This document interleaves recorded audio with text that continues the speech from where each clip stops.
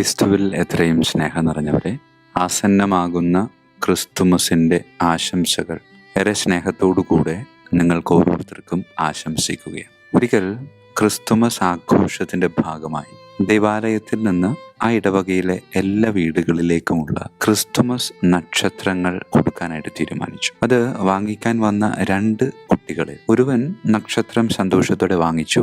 വേറൊരുവന് നക്ഷത്രം നീട്ടിയപ്പോൾ അവൻ പറഞ്ഞു, അച്ഛാ, ഇപ്രാവശ്യം ഞങ്ങൾക്ക് ക്രിസ്തുമസ് ഇല്ല, അമ്മാമ്മ മരിച്ചിരിക്കുക, ഇപ്രാവശ്യം ഞങ്ങൾക്ക് ക്രിസ്തുമസ് ഇല്ല എന്ന് ഒരിക്കലെങ്കിലും നമ്മൾ പറഞ്ഞിട്ടുണ്ടാകും. അതിന് കാരണം നമ്മുടെ കുടുംബങ്ങളിൽ നിന്ന് നമ്മുടെ പ്രിയപ്പെട്ടവർ മരണപ്പെട്ടു എന്നതാണ്. എൻ്റെ കുടുംബത്തിൽ നിന്നും വേർപിരിഞ്ഞു പോയ വ്യക്തിയോടുള്ള ബഹുമാനത്തിന്റെ, ആദരവിന്റെ സൂചകമായി നമ്മൾ ചെയ്യുന്ന പരമ്പരാഗതമായിട്ടുള്ള ഒരു കാര്യമാണ് ഇത്. വാലായ്മ എന്നൊക്കെ ചിലയിടങ്ങളിൽ സൂചിപ്പിക്കാറുണ്ട്. ശരിക്കും ഇത് അനുവദനീയമാണോ? കത്തോലിക്ക സഭ ഇതിനെ പ്രോത്സാഹിപ്പിക്കുന്നുണ്ടോ? ചിലരൊക്കെ പറയാറുണ്ട്, ഇപ്രാവശ്യം പാതിര ഖുർആനിക്ക് പോകാൻ പറ്റില്ല അച്ഛൻ.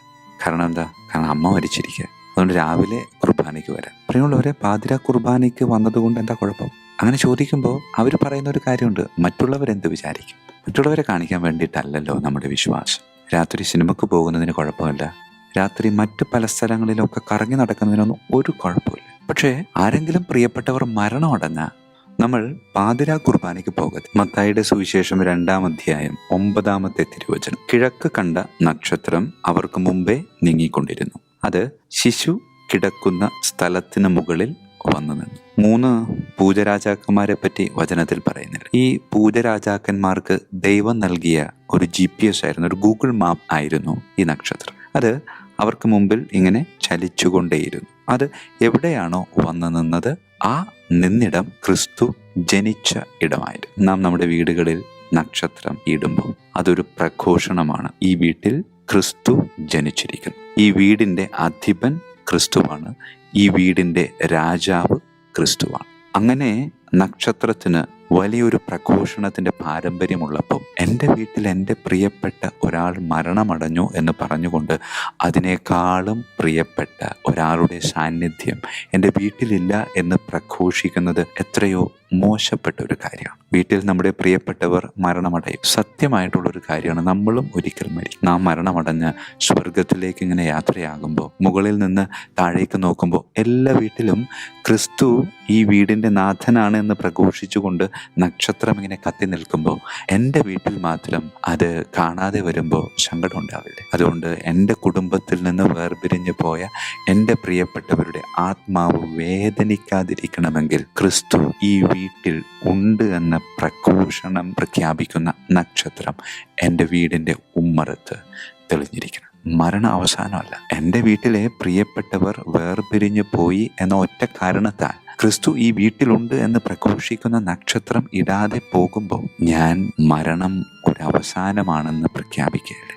കത്തോലിക്ക സഭയിലെ 10,000-കണക്കിന് വിശുദ്ധരുടെ തിരുനാളാഘോഷം ഒന്ന് എടുത്തു നോക്കി. അവരുടെ തിരുനാളാഘോഷം ശരിക്കും എന്നാ? അവർ ജനിച്ച സമയത്തല്ല, മറിച്ച് അവർ എന്നാണോ വേർപിരിഞ്ഞു പോയത് അന്നാണ് അവരുടെ തിരുനാൾ. അതുകൊണ്ട് മരണം ഒരു ആഘോഷമാണ്. അങ്ങനെ മരണം ഒരു അവസാനമല്ല എന്ന് പ്രഘോഷിക്കുന്ന ക്രിസ്തുവിൻ്റെ അനുയായികളായ നാം നമ്മുടെ വീട്ടിൽ നമ്മുടെ പ്രിയപ്പെട്ടവർ മരണപ്പെട്ടു എന്ന് പറഞ്ഞുകൊണ്ട് വീടുകളിൽ ക്രിസ്തുവിൻ്റെ ആധിപത്യം സൂചിപ്പിക്കുന്ന നക്ഷത്രമൊക്കെ വേണ്ട എന്ന് വയ്ക്കുമ്പോൾ നാം ഒരു ക്രിസ്ത്യാനി അല്ലാതെ ആവുകയാണ്. ഞാൻ എല്ലാ വർഷവും എല്ലാ ഈസ്റ്ററിനും ക്രിസ്തുമസിനും ഇടവകയിലെ ഓരോ മക്കളോട് ഞാൻ ഇത് തന്നെ പറയാറുണ്ട്. പക്ഷേ ഇപ്രാവശ്യം പറയുമ്പോൾ എനിക്ക് കുറച്ചുകൂടി ആധികാരികതയുണ്ട്. അത് നിങ്ങൾക്ക് അറിയാവുന്നതാണല്ലോ. എൻ്റെ അമ്മ മരിച്ചിട്ട് 1 വർഷം പൂർത്തിയായിട്ട്. എൻ്റെ അമ്മ മരിച്ചത് ഈസ്റ്ററിൻ്റെ തലേദിവസം. പിറ്റേ ദിവസം കുർബാന ചൊല്ലാൻ വേറെ ആരെങ്കിലും വരണമോ എന്ന് എൻ്റെ പ്രിയപ്പെട്ട വൈദികർ ചോദിച്ചിരുന്നു. അവരോട് ഞാൻ വേണ്ട എന്ന് പറഞ്ഞു. എൻ്റെ അമ്മ മരിച്ചതിലുള്ള സങ്കടം എനിക്കില്ലാഞ്ഞിട്ടല്ല.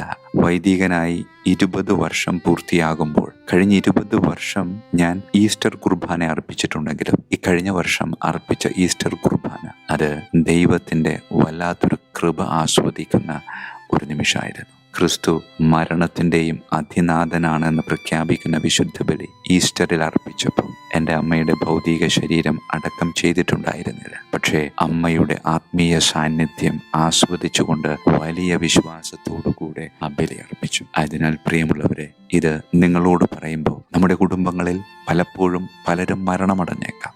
നമ്മളും ഒരിക്കൽ മരിക്കാനുള്ളതാണ്. ആ മരണം അവസാനമല്ല എന്നുള്ളൊരു പ്രഘോഷണമാണ് ക്രിസ്തീയ വിശ്വാസം നമ്മെ പഠിപ്പിക്കുന്നത്. കിഴക്ക് കണ്ട നക്ഷത്രം അതിങ്ങനെ ചലിച്ചുകൊണ്ടിരുന്നു. അത് ക്രിസ്തു എവിടെയാണോ ജനിച്ചത് അവിടെ വന്നപ്പോൾ അത് നിശ്ചലമായി. എൻ്റെ വീടിൻ്റെ ഉമ്മറത്ത് നിശ്ചലമായൊരു നക്ഷത്രം ഞാൻ തൂക്കുമ്പോൾ അതൊരു പ്രഘോഷണമാണ്, ക്രിസ്തു ഈ വീട്ടിൽ ഉണ്ട് എന്ന്. ക്രിസ്തുവിന് എൻ്റെ വീട്ടിൽ ഒരു സ്ഥാനം കൊടുക്കേണ്ടത് ക്രിസ്ത്യാനിയായ എൻ്റെ കടമയാണ്. അതെൻ്റെ പ്രിയപ്പെട്ടവരുടെ മരണം ഒരു തടസ്സമാകരുത്. അതുകൊണ്ട് ക്രിസ്തുമസ് നക്ഷത്രം നമ്മുടെ ഭവനങ്ങളിൽ പ്രകാശിക്കട്ടെ. ക്രിസ്തു എന്നും നമ്മുടെ കുടുംബത്തിന്റെ രാജാവായി മാറട്ടെ. ഒരിക്കൽ കൂടെ ക്രിസ്തുമസിന്റെ മംഗളങ്ങൾ ഏറെ സ്നേഹത്തോടു കൂടെ ആശംസിക്കുന്നു.